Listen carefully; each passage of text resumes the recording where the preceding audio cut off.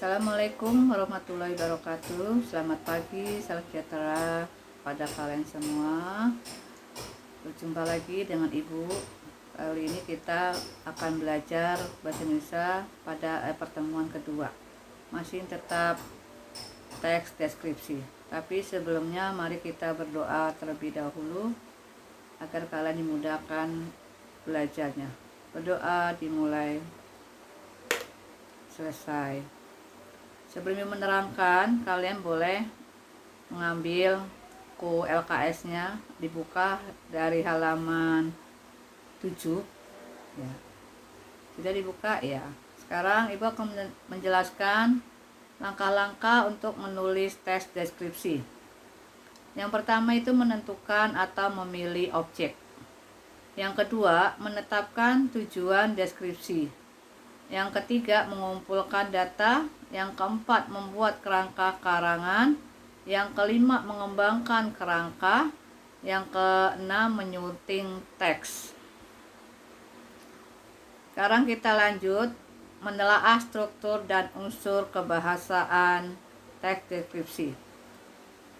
Ini ada di halaman 7, kamu boleh melihatnya. Struktur teks deskripsi terdiri dari 3, yaitu identifikasi. Apa itu identifikasi? Yaitu pada ini berisi nama objek yang dideskripsikan, lokasi, sejarah lahirnya, makna, nama, pernyataan umum tentang objek. Yang kedua, struktur yang kedua yaitu deskripsi bagian. Ya, kamu tinggal lihat di situ ada. Lalu lanjut yang ketiga adalah penutup atau kesimpulan. Bagian penutup berisi kesan umum terhadap objek yang dideskripsikan. Lanjut unsur kebahasaan teks deskripsi. Terdiri dari 6. Yang pertama adalah kalimat rincian. Ya, merupakan sebuah kalimat yang isinya bisa menjadi penjelasan informasi atau sebagai rincian detail tentang kalimat utama atau gagasan pokok dari sebuah paragraf. Yang kedua, kalimat yang menggambarkan penginderaan. Di sini maksudnya efek panca indera sehingga pembaca seolah-olah melihat, mendengar, merasakan, atau terlibat dalam peristiwa yang diuraikan penulis. Yang keempat, sinonim. Kamu tahu artinya sinonim? Ya, sinonim itu adalah persamaan kata.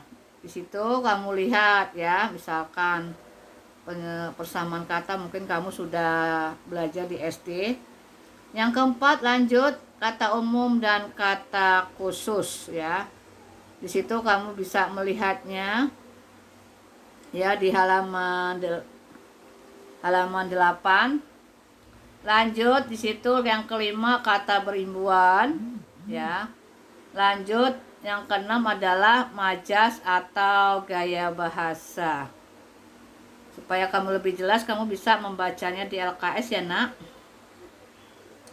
Lanjut yang D, menyajikan teks deskripsi. Langkah-langkah dalam menyusun teks deskripsi. Yang pertama, tentukan objek atau tema yang akan dideskripsikan. Yang kedua, menentukan tujuan.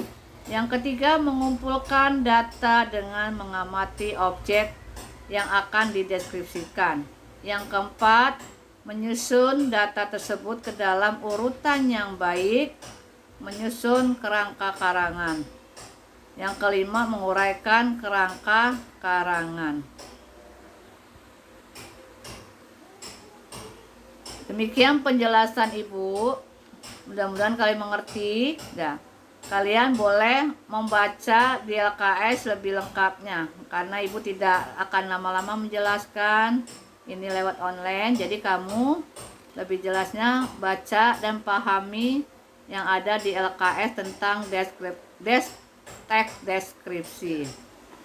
Mungkin pelajaran teks deskripsi sudah selesai pertemuan kedua. Lanjut, di situ ada tugas mandirinya. Di situ kamu bisa membacanya ya. ada 4 itu. Nah, di situ juga tugas dikerjakan di buku latihan, lalu kirim ke Google Classroom Bu Murni. Tugas dikirim paling lambat hari Selasa 4 Agustus 2020 pukul 15 atau jam 3 sore. Kalau kamu ingin tahu tentang contoh teks deskripsi, kamu bisa melihat buku paket bahasa Indonesia.